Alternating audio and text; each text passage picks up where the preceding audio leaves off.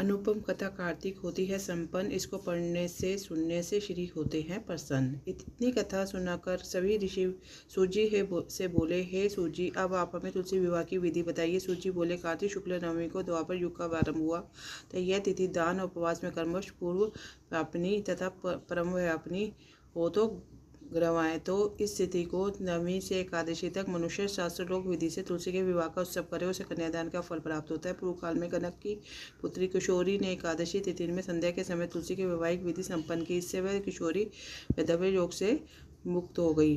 अब मैं उसकी विधि बताता हूँ। 1 तोला सुवर्ण की भगवान विष्णु की सुंदर प्रतिमा तैयार कराए। अपनी शक्ति के अनुसार आधे या चौथाई तोले की प्रतिमा बनवा ले। फिर तुलसी और भगवान विष्णु की प्रतिमा में प्राण प्रतिष्ठा करके षोडोपचार से पूजा करें। पहले देश काल का स्मरण कर गणेश पूजन करें, फिर पुण्यवचन कराकर नांदी श्राद्ध करें।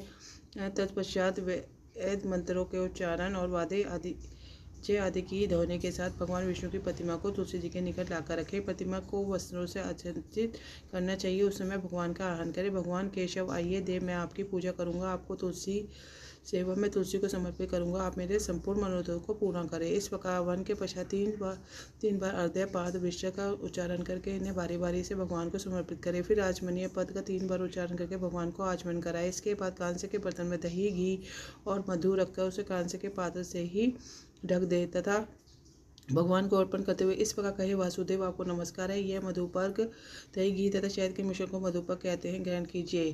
तत्पंदार हरि दलपेन और अभ्यंग कार्य संपन्न करके गोधूली की वेला में तुलसी और विष्णु का पूजन पृथक पृथक करना चाहिए। दोनों को एक दूसरे के सम्मुख रखकर मंगल पाठ करें। जब भगवान सूर्य कुछ दिखाई देते हो तब कन्यादान का संकल्प करें। अपने गोत्र में प्रमाण का उच्चारण करके आदि की 3 पीढ़ियों का आवर्तन करें। तत्पश्चात भगवान से इस प्रकार कहें, आदि मध्य मंत्र से रहित त्रिभुवन प्रतिपालक परमेश्वर, इस तुलसी दल को आप विवाह की विधि से ग्रहण करें। यह पार्वती के बीच से प्रकट हुई है, वृंदा की वश में स्थित रही तथा आदि मध्य और अंत से शून्य है। आपको तुलसी बहुत ही प्रिय है, मैं इसकी सेवा अर्पित करता हूँ। मैंने जल के घड़ों से सींचकर और अन्य प्रकार की सेवाएं कर अपनी पुत्री की भांति से पाला पोसा बढ़ाया है।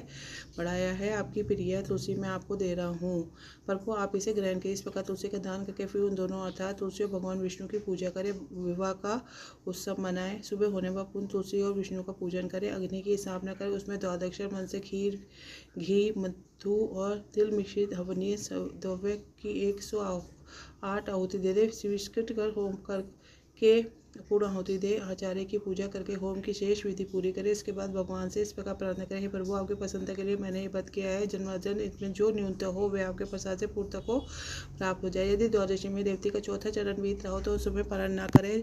जो उस समय भी पारण करता है वह अपने पद को निःशुल्क कर देता है। भोजन के पश्चात तुलसी के स्वतः गलकर गिरे हुए पत्तों को खाकर पुरुष सब पापों से मुक्त हो जाता है। भोजन के अंत में उख, आंवला और बेर का फल खा लेने से उचित दोष मिट जाता है। तदनंतर भगवान का विसर्जन करते हुए कहे, भगवान आप तुलसी के साथ वैकुंठ धाम में पधारो।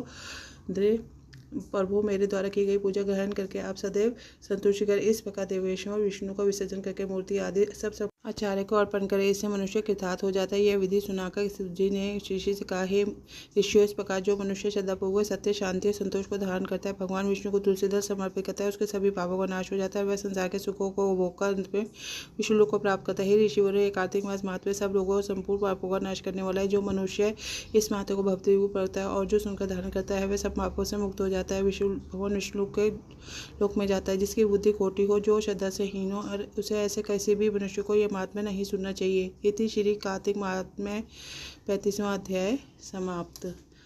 ओम नमो भगवते वासुदेवाय नमः।